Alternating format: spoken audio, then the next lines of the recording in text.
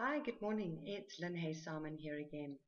Today I want to speak about My Booky Wook, written by Russel Brand. It's probably not Russel Brand, it's probably pronounced Russel Brand. So once again, I'm from South Africa and I have a funny accent. So I will say Brunt because that's just the way we say it here. Possibly the Dutch and the Germans are with me on this. So it will be Russel Brand for today. Um, so yeah, this book is basically his memoirs. It's about his sex addiction, his drug addiction to heroin, about his stand-up comedian jobs, about anything and everything that's going on in his life. So before I read his book, I knew nothing about him other than the fact that his name is Russel Brand. I know what he looks like, and I know that he dated Katy Perry for a while, so he was known as Katy Perry's boyfriend.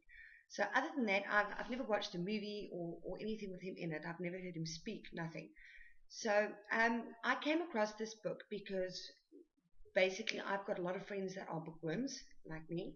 And what we do is once we've read a whole stack of books, I just pack it up in the car, take it to one of my friends, and swap for whatever she's finished reading.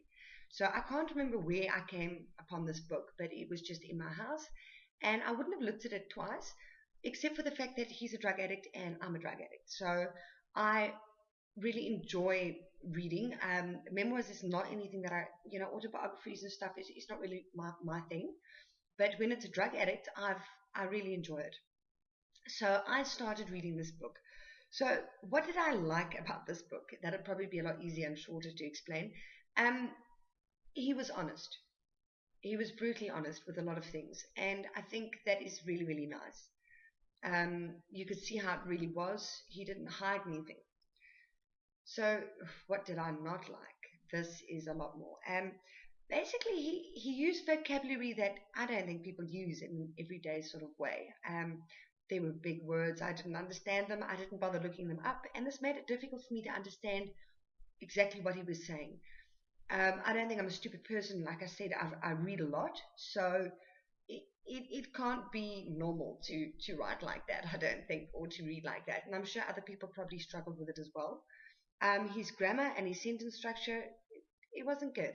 Um, then the other part is that it was British. It was very, very British. He spoke about things that I've got absolutely no idea what he was going on about. I was completely, absolutely lost.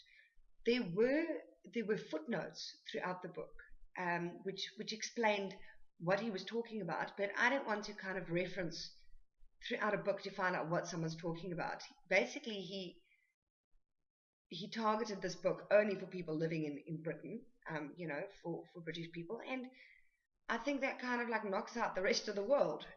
Makes it very difficult for people to understand the book, unless, of course, once again, I'm stupid and I just don't get it, which I don't think it's that.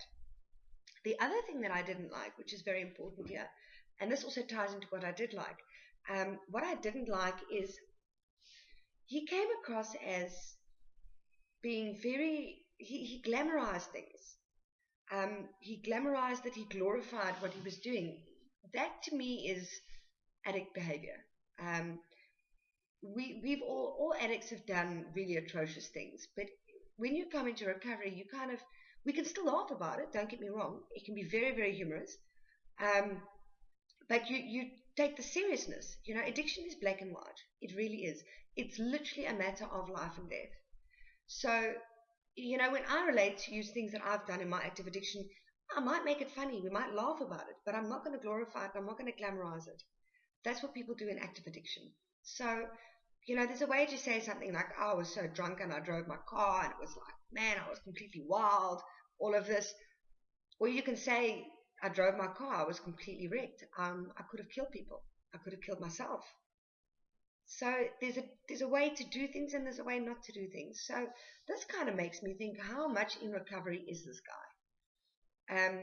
I'm not here to judge, but for me, what I got from this book is, firstly, I actually couldn't finish reading it. And for me, as a bookworm, someone that can read just about anything, that says to me there's a big problem with this book. Part of it, the most part of it was that it was just difficult to read.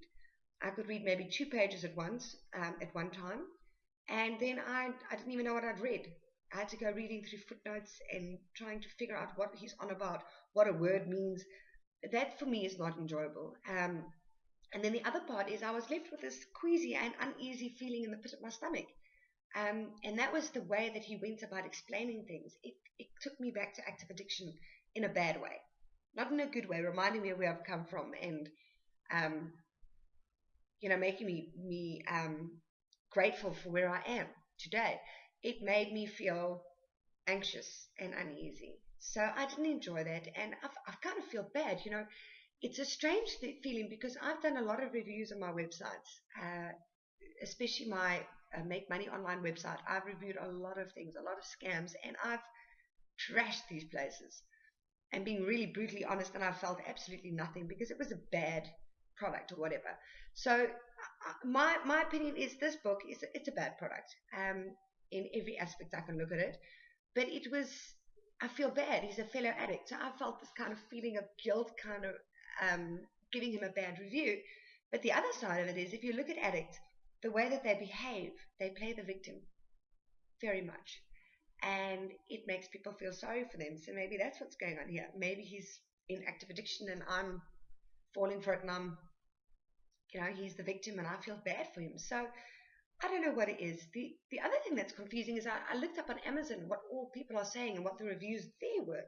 And there were, let's have a look, 317 reviews on his book. And it got a 3.8 star rating out of 5.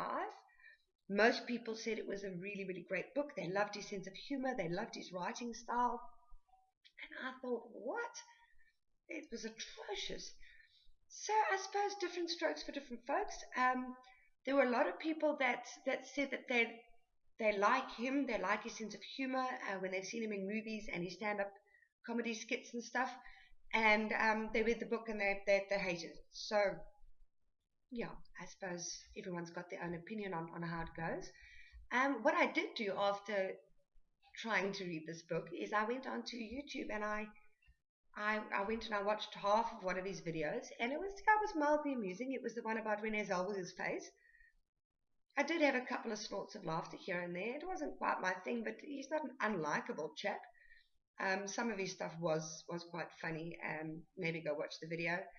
So yeah, would I advise you read this book? No, not really. Especially if you're an addict. It's if I'm 7 years clean and I think I'm working quite a strong program of recovery, and I started feeling uneasy and unsettled by reading it, I'm not sure what someone else would feel, especially if they're in active addiction, they're trying to get inspiration and motivation to get clean. I don't think this is the thing for you. If you enjoy Russel Brand and you like his movies and you're a big fan, perhaps you'll enjoy it. So thank you very much. If you've liked this review, please give a like, give a share, subscribe to my channel, and I'll catch up with you soon. Thank you. Bye.